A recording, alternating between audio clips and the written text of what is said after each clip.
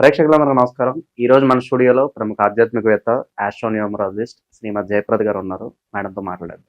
నమస్కారం మేడం. నమస్తే అమ్మా, శ్రీమాత్రే నమః. ఏప్రిల్ మాసంలో సింహరాశి వారి పరిస్థితి ఏంటంటారు? వీళ్ళకి ఎలాంటి ఫలితాలు ఉండబోతున్నాయి మేడం? సింహరాశి వాళ్ళకి ఈ మాసం అంతా కోస్త మిశ్రమ ఫలితాలు కనిపిస్తున్నాయి. మరి అంత బ్రహ్మాండమైన ఫలితాలు కానీ కాదు, తక్కువ ఫలితాలని కాదు, మిశ్రమ ఫలితాలు. ముఖ్యంగా ఉద్యోగస్తులకి ఉద్యోగాల్లో కాస్త వీళ్ళకి ప్రమోషన్లు ఇచ్చి బాధ్యత ఎక్కువ పెంచి ఎక్కువగా వర్క్ చేయించడము, కొత్తగా ఉద్యోగం వచ్చిన వాళ్ళని బాగా రుద్దడము అనేది జరుగుతూ ఉంటుంది. సో ఉద్యోగస్తులు బాగా నలిగిపోతారు ఈ సింహరాశి వాళ్ళకి. కొత్తగా ఉద్యోగాలు మార్పు చెందాలనుకుంటారు, కొంత మారాలనుకుంటారు. వాళ్ళకి సరైన సమయం అని అంటారు. ఇది మరి మార్పు అనేది జరుగుతుంది ఖచ్చితంగా. సమయం అనే కాదు, వాళ్ళకి అంతే ఆసనం అయిపోతుంది అనమాట. అలాగా ఖచ్చితంగా ఉద్యోగాలు అనే వాళ్ళకి అందరికీ ఉద్యోగాలు వస్తాయి. ఎందుకు అంటే వీళ్ళకి అష్టమశని ప్రారంభం అవుతుంది కనుక శనేశ్వరుడు ఎక్కడ రుద్దాలి అనుకుంటే ఉద్యోగాలు ఇస్తారు. వివాహాలు కాని వాళ్ళకి వివాహాలు చేయించడము, ఉద్యోగాలు రాని వాళ్ళకి ఉద్యోగాలు ఇవ్వడం అనేవన్నీ అదృష్ట యోగాలు అన్నీ కనిపిస్తాయి. కానీ అవన్నీ ఏంటంటే మనని క్రమశిక్షణలో డిసిప్లిన్లో పెట్టడానికి మాత్రమే అవి. సో సింహరాశి వాళ్ళకి ఉద్యోగంలో చాలా ఇబ్బందులు అనేవి ఎదుర్కొంటారు. ఆల్రెడీ ఉద్యోగస్తులు ఉన్నవాళ్ళు ప్రమోషన్ వచ్చి పెద్ద బాధ్యత ఇస్తే పెద్ద పోస్టులోకి వెళ్ళడం ఒక ఆనందం అయితే వాళ్ళకి, ఆ పోస్ట్ సంబంధించిన కార్యనిర్వహణ చేయడంలో కష్టపడుతుంటారు. ఎందుకంటే అది మామూలుగా ఉండదు. మిగతా వాళ్ళందరూ ఇప్పుడు దాకా మాతో పాటు పక్కన కూర్చుని వెంటనే బాస్ సీట్లో ఎక్కేసాడంటే వీడు అనే ఫీలింగ్ తోటి, కొంచెం అక్కస్ తోటి, జెల్సీ తోటి బాగా రిసీవ్ చేసుకోలేరు. యాక్చువల్లీ వీళ్ళు చాలా మంచివాళ్ళు. ఎందుకంటే ఎవరిని కూడా ఆ ధోరణితో చూడరు. కష్టమే ఏదైనా మనని నడిపిస్తుందని నమ్మకం ఉన్నవాళ్ళు వీళ్ళు ఆ విధంగా ఉన్నా, కానీ తోటి ఉద్యోగస్తులు మాత్రం కొంచెం ఈర్ష, ద్వేషము, జెల్సీ అన్నీ పెట్టుకుంటారు వీళ్ళ మీద.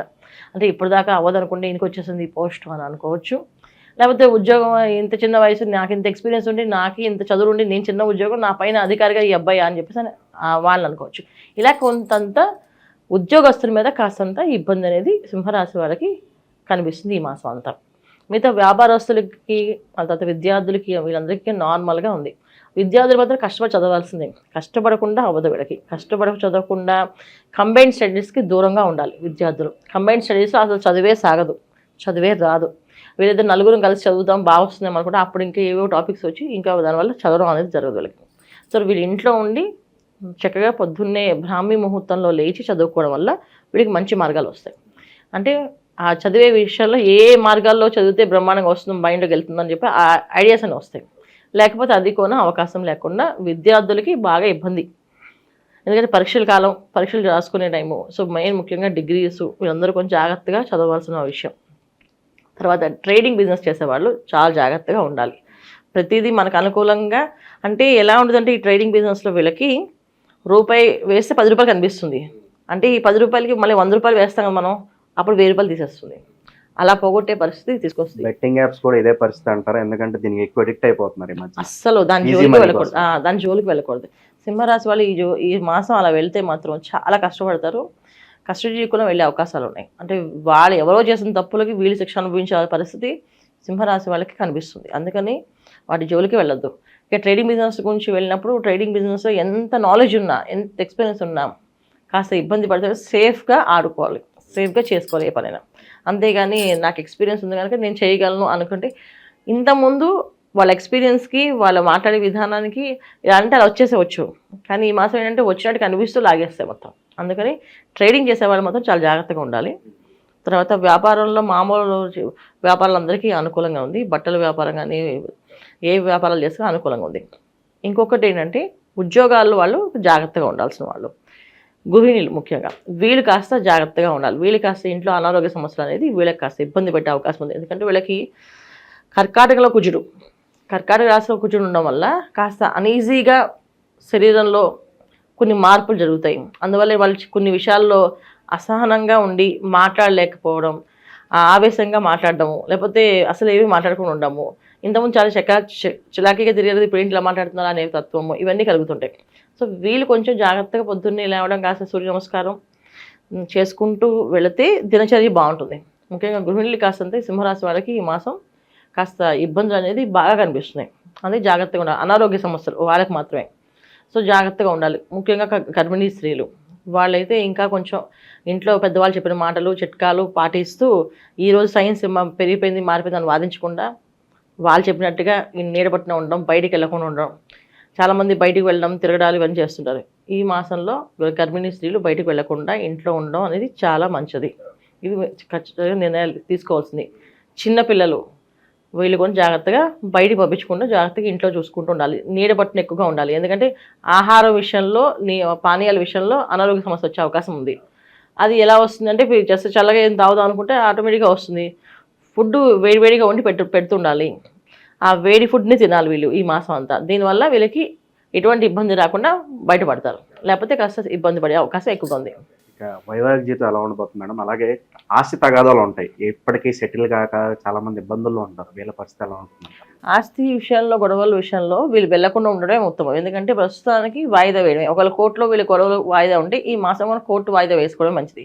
వాయిదా వేయించుకొని ఎప్పుడైతే వీళ్ళకి కాస్త గురువు మారుతాడో కాస్త అంత అదృష్ట యోగాలు కనిపిస్తాయి. అందువల్ల ఈ మాసం వీళ్ళు కాస్త ఆ వాయిదా వేయించుకోవడమే.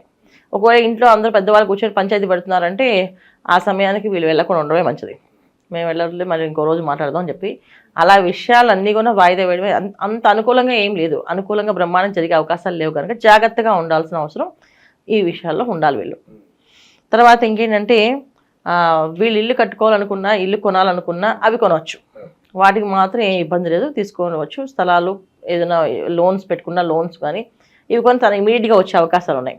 కర్కాటక రాశిలో ఉండడం కుజుడు వల్ల ఏంటంటే డబ్బు అనేది వస్తుంది, నెలలా ఖర్చు అయిపోతుంది. సో ఆ నెలలా ఖర్చు ఏదైనా మంచిది, మంచి కార్యక్రమాలు, శుభకార్యాలు, ఇంట్లో శుభకార్యాలు జరిగే అవకాశాలు, శుభాలు జరిగే అవకాశాలు కూడా ఈ మాసంలో వీళ్ళకి ఉన్నాయి సింహరాశి వాళ్ళకి. అందుకని చక్కగా చేసుకోవచ్చు. ఇక జాగ్రత్త పడవలసిన సింహరాశి వాళ్ళు ఎవరంటే గృహిణులు, తర్వాత ఉద్యోగస్తులు. వీళ్ళు కాస్త తోటి వాళ్ళతో ఎంత సన్నిహితంగా ఉన్నా వాళ్ళకి వీళ్ళంటే నచ్చకుండా ఉండడం వల్ల కాస్త జాగ్రత్తగా ఉండాల్సిన అవసరం ఉంది. కాస్త మిశ్రమ ఫలితాలు ఉన్నాయి కాబట్టి దైవారాధన విషయంలో మంచి రెమెడీస్ అని ఉంటే తెలియజేయండి మేడం వీళ్ళ కోసం. వీళ్ళు తప్పకుండా పొద్దున్నే సూర్యారాధన చేయాలమ్మా. ఎందుకంటే ఎర్లీ అవర్స్లో లేవడం, సూర్య నమస్కారాలు చేయడం ఇది చాలా ముఖ్యం. ఎందుకంటే ఆరోగ్యాన్ని ఇచ్చిన ఆయనే మనకి. ఆరోగ్యం ఎంత బాగుంటే మనం అన్ని పనులు చేయగలుగుతాం.